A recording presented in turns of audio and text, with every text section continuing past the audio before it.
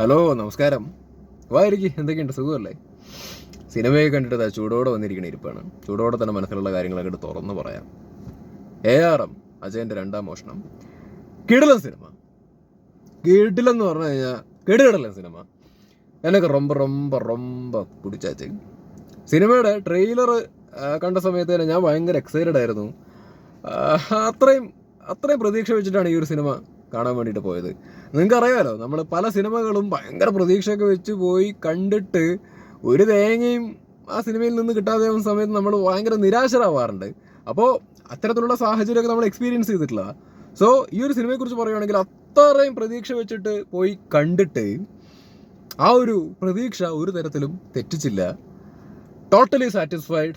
മാത്രമല്ല, സിനിമ കണ്ട് ഇറങ്ങി വന്ന സമയത്ത് ഞാൻ ടോട്ടലി ഹാപ്പിയാണ്. എനിക്ക് ഉണ്ടായ എക്സ്പീരിയൻസ് ആണ് ഞാൻ പറയുന്നത്. പേഴ്സണലി എനിക്ക് തോന്നിയ കാര്യങ്ങളാണ് പറയുന്നത്. നല്ല കിടിലൻ തിയേറ്റർ എക്സ്പീരിയൻസ് തന്നെയായിരുന്നു.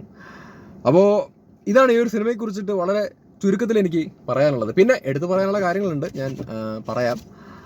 ആദ്യം തന്നെ എൻ്റെ മനസ്സിൽ പെട്ടെന്ന് വരുന്നത് മ്യൂസിക്.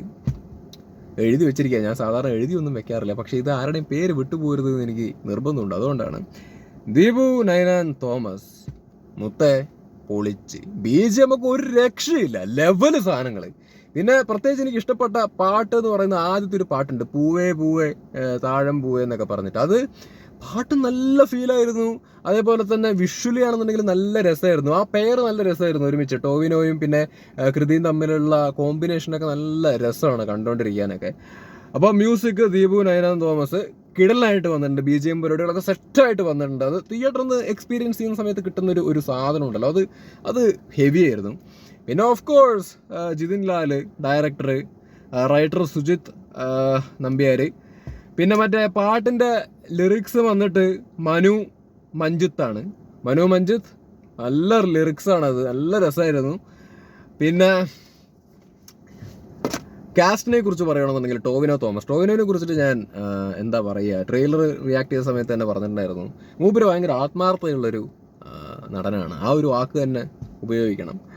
കാര്യം കംഫർട്ട് സോണിൽ നിന്ന് കളിക്കുക എന്നുള്ളതിനെക്കാട്ടിലൊക്കെ ഉപരി മൂപ്പര് എല്ലാ തരത്തിലുള്ള കഥാപാത്രങ്ങളും ചെയ്യാനുള്ള ആഗ്രഹം ഉള്ളൊരു നടനാണ്. വളരെ ആത്മാർത്ഥമായിട്ടുള്ള ആഗ്രഹമുള്ളൊരു നടനാണെന്ന് എനിക്ക് പലപ്പോഴും തോന്നിയിട്ടുണ്ട്. എല്ലാ തരത്തിലുള്ള ക്യാരക്ടേഴ്സും എക്സ്പ്ലോർ ചെയ്യാനുള്ളൊരു സാധനം, അഭിനയ പ്രാധാന്യമുള്ള പരിപാടികളൊക്കെ മൂപ്പർക്ക് ചെയ്യാൻ നല്ല താല്പര്യമുണ്ട്. പുള്ളി അത് നല്ല രീതിയിൽ എഫേർട്ട് എടുക്കുന്ന ഒരു നടൻ തന്നെയാണ്. അത് ഈ ഒരു സിനിമ കണ്ട സമയത്ത് നമുക്ക് മനസ്സിലായൊരു കാര്യമാണ്. കിടിലൻ പെർഫോമൻസ് ആയിരുന്നു പുള്ളി, കിടിലൻ പെർഫോമൻസ്. ഇതിൽ കേളുവിനൊക്കെ എന്തൊരു ഗ്രേസാണ്, ആ കണ്ണിലൊക്കെ എന്തൊരു ഗ്രേസാണ്, ഒരു പ്രത്യേക ഭംഗി എന്നൊക്കെ പറയില്ല, ആ ഒരു ഓറ എന്നൊക്കെ പറയില്ല, ആ ഒരു ക്യാരക്ടറിൻ്റെ ആ ഒരു സാധനം മൂപ്പരുടെ ആ ഒരു ലുക്കിൽ തന്നെ ആക്ച്വലി കിട്ടുന്നത്. നല്ല രസമായിരുന്നു ആ ഒരു കഥാപാത്രം. ആയിക്കോട്ടെ, മണിയൻ ചീർച്ചു. മണിയൻ നല്ല ഗംഭീര ഒരു ക്യാരക്ടറായിരുന്നു. അത് പുള്ളി നല്ല കിടിലനായിട്ട് തന്നെ ചെയ്തിട്ടുണ്ട്. വല്ലാത്തൊരു സ്വാഗുള്ളൊരു കഥാപാത്രമാണ് മണിയൻ്റെ. ബോഡി ലാംഗ്വേജ് മാത്രമല്ല ഞാൻ പറയുന്നത്, വോയിസ് ആയിക്കോട്ടെ, അല്ലെങ്കിൽ വോയിസ് മോഡുലേഷനൊക്കെ ആയിക്കോട്ടെ, അത് നല്ല കിടിലനായിട്ട് ടോവിനോ പണി വെച്ചിട്ടുണ്ട്. പിന്നെ ആ ഒരു കഥാപാത്രത്തിനെ കുറിച്ച് എടുത്തു പറയേണ്ടത്, മറ്റേ അവിടെ വീട്ടിൽ വെച്ചിട്ടൊരു സീനുണ്ട്, മറ്റേ പോലീസുകാരനായിട്ടൊരു സീൻ. ഞാൻ പറഞ്ഞിട്ട് അങ്ങോട്ട് സിറ്റുവേഷനൊന്നും ഞാൻ പറഞ്ഞ് സ്പോയിൽ ചെയ്യുന്നില്ല. അതൊരു കിടിലൻ സീനായിരുന്നു. പോലീസുകാരനായിട്ടൊരു സീൻ ആക്ച്വലി ഉണ്ട്. അതൊരു വീട്ടിൽ വെച്ച് ഉണ്ടാകുന്ന ഒരു സാധനമാണ്. അത് കിടിലനായിട്ടത് എടുത്തും വെച്ചിട്ടുണ്ട്. ആസ് ആൻ ആക്ടർ അത് പുള്ളി നല്ല കിടലിനായിട്ട് ചെയ്തും വെച്ചിട്ടുണ്ട്. അപ്പോൾ എനിക്കിതിൽ ഫേവറേറ്റ് ആയിട്ടുള്ള കഥാപാത്രം എന്ന് പറയുന്നത് മറ്റേ മണിയൻ്റെ തന്നെയായിരുന്നു. മണിയൻ്റെ ആയിരുന്നു നല്ല ഫേവറേറ്റ് സാധനം. പിന്നെ അജയൻ ഓഫ് കോഴ്സ്. ഇത് മൂന്ന് രീതിയിൽ നിൽക്കുന്ന കഥാപാത്രങ്ങളാണ്. ഇത് നമുക്കൊരിക്കലും നമുക്ക് തോന്നില്ല. ഇപ്പോൾ ടോവിനോ എന്നുള്ളൊരു സാധനം നമുക്ക് ആക്ച്വലി തോന്നില്ല. മൂന്ന് സാധനങ്ങൾ, 3 രീതിയിലുള്ള ബോഡി ലാംഗ്വേജ്, 3 രീതിയിലുള്ള സംസാര രീതി. അജയൻ എന്ന് പറഞ്ഞു കഴിഞ്ഞാൽ ഭയങ്കര ആ ഒരു മനുഷ്യനാണ്. മൂപ്പരുടെ ഇമോഷൻസും കാര്യങ്ങളൊക്കെ കിടിലനായിട്ട് ഇതിൻ്റെ അകത്ത് വർക്കായിട്ടുണ്ട്. ഞാൻ എന്താ പറയുക, ചില കാര്യങ്ങൾ വായൻ്റെ തുമ്പത്ത് വരുന്നുണ്ട്, പക്ഷെ ചില സീനുകളും അല്ലെങ്കിൽ കഥയൊക്കെയാണ് വായിൽ വരുന്നത്. അപ്പോൾ അതൊക്കെ പറഞ്ഞു പോയി കഴിഞ്ഞാൽ നിങ്ങൾക്ക് ആ ഒരു രസം അങ്ങോട്ട് നഷ്ടപ്പെടും. സോ അതുകൊണ്ടാണ് ഞാനത് പറയാതെ പിടിച്ച് സംസാരിക്കാൻ വേണ്ടിയിട്ട് ശ്രമിക്കുന്നത്. ആ ഒരു കഥാപാത്രത്തിൻ്റെ ഇമോഷൻസും പരിപാടികൾ, അതിൻ്റെ പ്രകടനത്തെക്കുറിച്ചിട്ടാണ് ഞാൻ ആക്ച്വലി പറയുന്നത്. അത് കിടിലനായിട്ട് പുള്ളി ചെയ്തിട്ടുണ്ട്. അപ്പോൾ ടോവിനോനെ കുറിച്ചിട്ട് തന്നെ കുറേ നേരമായി പറയാൻ തുടങ്ങിയിട്ട്. അപ്പോൾ ടോവിനോ അത് എടുത്ത് പറയേണ്ട ഒരു ഫാക്ടർ തന്നെയാണ്. കാരണം അടിപൊളി അടിപൊളി അടിപൊളി അടിപൊളി. പിന്നെ കൃതി ഷെട്ടിയെ കുറിച്ച് പറയാനാണ് എനിക്ക് അവർ ഭയങ്കരമായിട്ട് ഇഷ്ടപ്പെട്ടു കേട്ടോ. കൃതി ഷെട്ടിക്ക് ശബ്ദം കൊടുത്തത് മമിതയാണ് എന്നൊക്കെയാണ് കേൾക്കുന്നത്. അതെന്തായാലും നല്ല കിടിലൻ ഡബ്ബിങ് തന്നെയായിരുന്നു, ഇഷ്ടമായി. പിന്നെ കൃതിയുടെ പെർഫോമൻസിനെ കുറിച്ച് പറയുകയാണെങ്കിൽ അവർ നല്ല ഭംഗി ഉണ്ടായിരുന്നു കേട്ടോ ഇതിൻ്റെ അകത്ത് കാണാൻ. അതേപോലെ തന്നെ പെർഫോമൻസ് തന്നെ നല്ലതായിരുന്നു.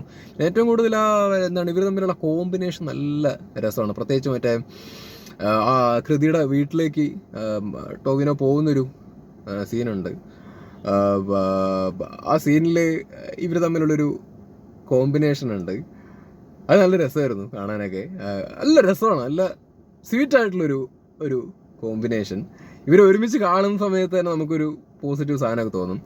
പിന്നെ ഇതിൽ ബിജുക്കുട്ടനുണ്ട്, മൂപ്പരുടെ ക്യാരക്ടറും നല്ല രസമാണ്. ഇടയിൽ ഇങ്ങനെ ഓരോ ഡയലോഗൊക്കെ മൂപ്പര് അടിച്ചു വിടും. അത് ആ സിനിമയുടെ ആ പുള്ളി അടിക്കുന്ന ഡയലോഗിന് ആ ഒരു സാഹചര്യത്തിന് ആപ്റ്റായിട്ടുള്ള ഡയലോഗൊക്കെയാണ് ബിജുക്കുട്ടൻ വന്നിട്ട് ഇടയ്ക്ക് അടിച്ചിട്ടൊക്കെ പോകുന്നത്. അപ്പോൾ മൂപ്പര് ചെറിയൊരു കഥാപാത്രമാണ്, മൂപ്പരും നല്ല രസമായിട്ട് ചെയ്തിട്ടുണ്ട്. പിന്നെ സുരഭി എടുത്തു പറയേണ്ട ഒരു കഥാപാത്രമാണ്, അടിപൊളിയായിട്ട് അവർ ചെയ്തിട്ടുണ്ട്. നല്ലൊരു നടിയാണ് അവർ, അടിപൊളിയായിട്ട് ചെയ്തിട്ടുണ്ട്. പിന്നെ ബേസിലുണ്ട്, എന്താ പറയുക, ഭയങ്കരമായിട്ട് അഭിനയിച്ച് വലിപ്പിക്കാനുള്ള സാധനമൊന്നും അല്ല ബേസിലും കിട്ടിയത്. ഒരു കഥാപാത്രമാണ്, പുള്ളി കൊടുത്ത സാധനം പുള്ളി അടിപൊളിയായിട്ട് ചെയ്തിട്ടുണ്ട്.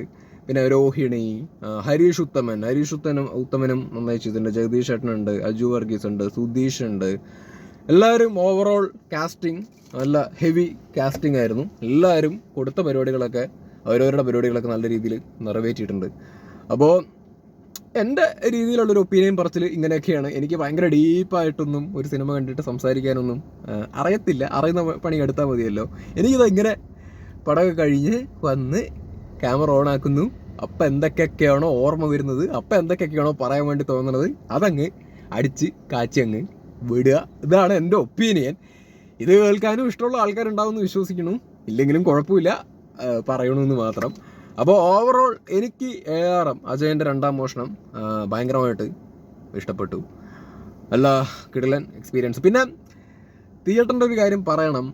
എനിക്ക് ഇവിടെ പാലക്കാട് ഭയങ്കര ഇഷ്ടമുള്ളൊരു തിയേറ്ററിൽ തന്നെയാണ് ഞാൻ പോയി കണ്ടത്. നല്ല കിടിലൻ തിയേറ്റർ തന്നെയാണ് കേട്ടോ. അത് കിടിലൻ തിയേറ്റർ തന്നെയാണ്, ഉഷാർ തിയേറ്റർ തന്നെയാണ്. ആ തിയേറ്ററിനെ ഞാൻ ഒരിക്കലും കുറ്റമൊന്നും പറയുന്നില്ല. പക്ഷേ തിയേറ്ററിൻ്റെ പ്രശ്നമല്ല അത്.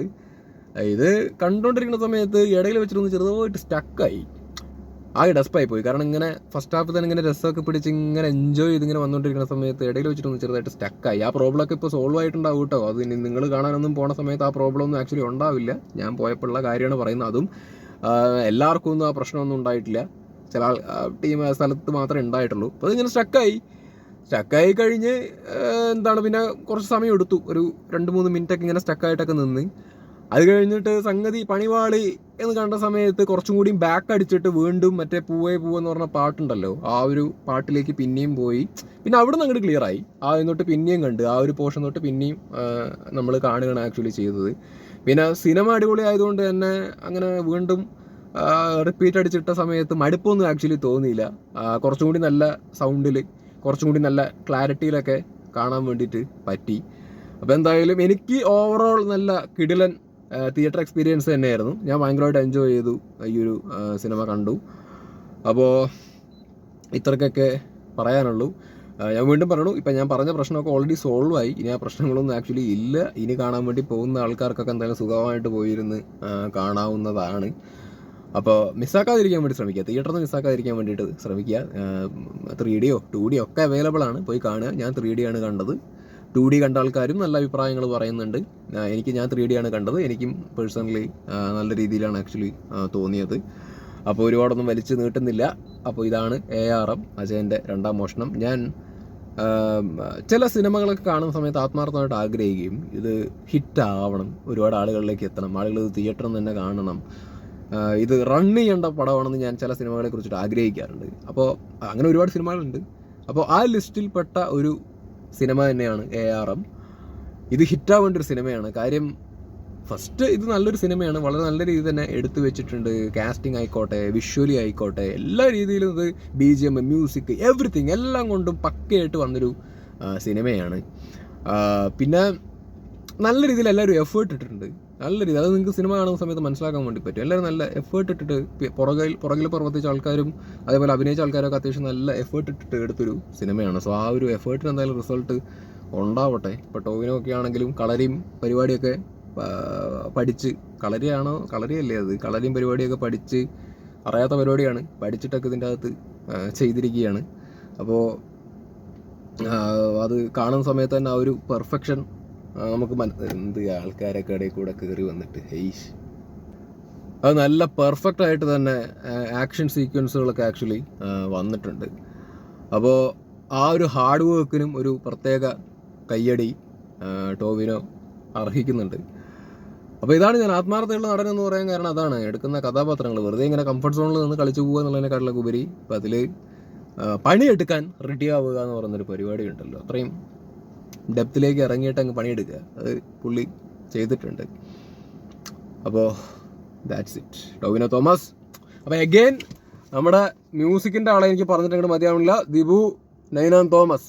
മതിയാവണില്ല മുത്തേ, എനിക്ക് ഭയങ്കരമായിട്ട് ഇഷ്ടപ്പെട്ട്, BGM പരിപാടിയൊക്കെ ഭയങ്കരമായിട്ട് ഇഷ്ടപ്പെട്ട്, പാട്ടൊക്കെ ഭയങ്കരമായിട്ട് ഇഷ്ടപ്പെട്ട്, എനിക്ക് ഭയങ്കരമായിട്ട് ഇഷ്ടപ്പെട്ടു. ഭയങ്കര രസമുള്ള ഇത്, ആ പാട്ടിൻ്റെ വിഷ്വലായിക്കോട്ടെ, പറഞ്ഞിട്ട് മതിയാവില്ല. ആ മറ്റേ ഫസ്റ്റത്തെ പാട്ട് പൂവേ പൂവേ എൻ്റെ സംഭവം, പിന്നെ പാടിയ ആളാണെങ്കിൽ പാടിയതല്ല സോറി, ലിറിക്സ് മനു മഞ്ജിത്ത്.